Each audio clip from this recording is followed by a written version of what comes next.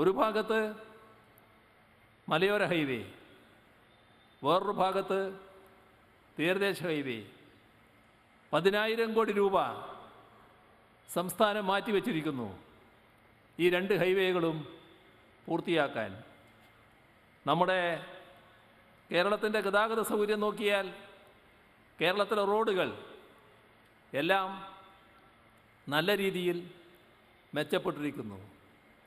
എങ്ങോട്ട് നോക്കിയാലും നല്ല ഗതാഗതയോഗ്യമായ സുന്ദരമായ റോഡുകൾ. അങ്ങനെ പശ്ചാത്തല സൗകര്യ വികസനത്തിൽ വലിയ മാറ്റം സൃഷ്ടിക്കാൻ നമുക്ക് കഴിഞ്ഞിരിക്കുന്നു. എങ്ങനെയാണ് ഇതെല്ലാം യാഥാർത്ഥ്യമാക്കാനായത്? നമുക്കറിയാം, കേരളത്തിലെ സർക്കാരിന് കേരളത്തിൽ ഉയർന്നു വരുന്ന ആവശ്യങ്ങളാകെ നിറവേറ്റാനുള്ള സമ്പത്ത് കയ്യിലില്ല. നമ്മുടെ ഖജനാവിന് അത്രത്തോളം ശേഷിയില്ല.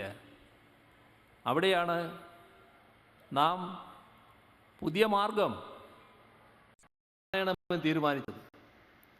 അതിൻ്റെ ഭാഗമായാണ് കിഫ്ബിയെ പുനർജീവിപ്പിക്കാൻ നിയമം ഭേദഗതി ചെയ്തത്. കിഫ്ബി പലവിധ എതിർപ്പുകൾക്കിരയായ സ്ഥാപനമാണെന്ന് എല്ലാവർക്കും അറിയാലോ. നമ്മൾ 2016 പറഞ്ഞു, ഞങ്ങൾ 5 വർഷം കൊണ്ട് 50,000 കോടി രൂപയുടെ പശ്ചാത്തല സൗകര്യ വികസനമാണ് ഇതിലൂടെ നടപ്പാക്കാൻ ഉദ്ദേശിക്കുന്നത്. എന്തൊരു പരിഹാസമായിരുന്നു! എത്രമാത്രം പുച്ഛിക്കലായിരുന്നു! എവിടുന്ന് മലർപ്പൊടിക്കാരൻ്റെ സ്വപ്നം? പണം എവിടുന്ന് കിട്ടും? ആളെ പറഞ്ഞ് കബളിപ്പിക്കുകയല്ലേ എന്നെല്ലാമുള്ള ഒരുപാട് അധിക്ഷേപങ്ങൾ ആ ഘട്ടത്തിൽ ഉയർന്നു.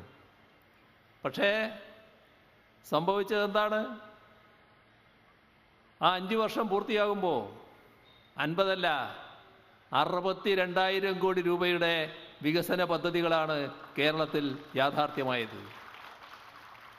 ഇപ്പോൾ 62 അല്ല 90,000 കോടി രൂപയുടെ പദ്ധതികൾ, അതാണ് കിഫ്ബിയിലൂടെ യാഥാർത്ഥ്യമാകുന്നത്. എവിടെ തിരിഞ്ഞെന്ന് നോക്കിയാലും അവിടെല്ലാം കിഫ്ബിയുടെ സാക്ഷ്യപത്രങ്ങൾ കാണാമോ? സ്കൂൾ കെട്ടിടങ്ങൾ, ആശുപത്രി കെട്ടിടങ്ങൾ, റോഡുകൾ, പാലങ്ങൾ, ഫ്ലൈ ഓവറുകൾ, വിവിധ പദ്ധതികളുടെ ഭാഗമായുള്ള നിർമ്മിതികൾ എല്ലാം കിഫ്ബിയുടെ ഭാഗമായി കാണുകയാണല്ലോ. നമ്മുടെ നാടിൻ്റെ ഈയൊരു അവസ്ഥക്ക് ഇടയാക്കിയത് 2016 LDF അധികാരത്തിൽ വന്നുകൊണ്ടായിരുന്നില്ലേ? LDF ആയിരുന്നില്ല എന്ന് വിചാരിക്കുക. 2016 തുടർച്ചയാകുമായിരുന്നല്ലോ. ഈ ഓരോ മേഖലയും തകർന്നിരിക്കുമല്ലോ, കൂടുതൽ തകർച്ചയിലേക്ക് പോകുമല്ലോ. കാലാനുസൃതമായ പുരോഗതി ഒരു നാടിന് നേടാൻ കഴിയണമല്ലോ. കാലാനുസൃതമായ പുരോഗതി നേടിയില്ലെങ്കിൽ നമ്മൾ പുറകോട്ട് പോകുകയല്ലേ. ആ കാലം പിന്നെ എങ്ങനെ നികത്തും? അപ്പോൾ വലിയ തോതിലുള്ള പുറകോട്ടടിയല്ലേ നമുക്ക് സംഭവിക്കുക. ഇപ്പോൾ പല വികസന പദ്ധതികളും നടപ്പാക്കുമ്പോൾ ഇപ്പോൾ വേണ്ട എന്ന് പറയുന്നൊരു കൂട്ടരെ നമ്മൾ കാണുന്നുണ്ടല്ലോ. ഇപ്പോൾ വേണ്ട എന്ന് പറയുമ്പോൾ എപ്പോഴാണ്? 2016 ഇപ്പോൾ വേണ്ട എന്ന് പറയുന്ന കൂട്ടരുടേതാണ് യാഥാർത്ഥ്യമായതെങ്കിൽ 9 വർഷം നമുക്ക് നഷ്ടപ്പെടില്ലേ? ഈ ഉണ്ടാക്കിയ പുരോഗതിയെല്ലാം നമുക്ക് നേടാൻ കഴിയുമായിരുന്നോ?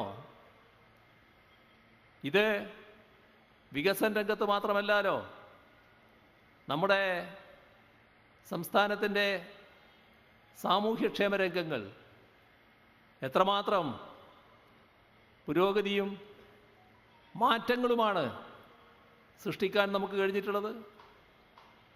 നമ്മുടെ കേരളത്തിൽ ജനങ്ങളിൽ ഒരു വിഭാഗം വീട് സ്വന്തമായി ഇല്ലാത്തവർ, ഒരു വീട് സ്വപ്നം കാണുന്നവർ, ആ സ്വപ്നത്തോടെ മണ്ണടിഞ്ഞു പോകുന്നവർ, ഇങ്ങനെ കുറേ ആളുകൾ ഉണ്ടായിരുന്നില്ലേ?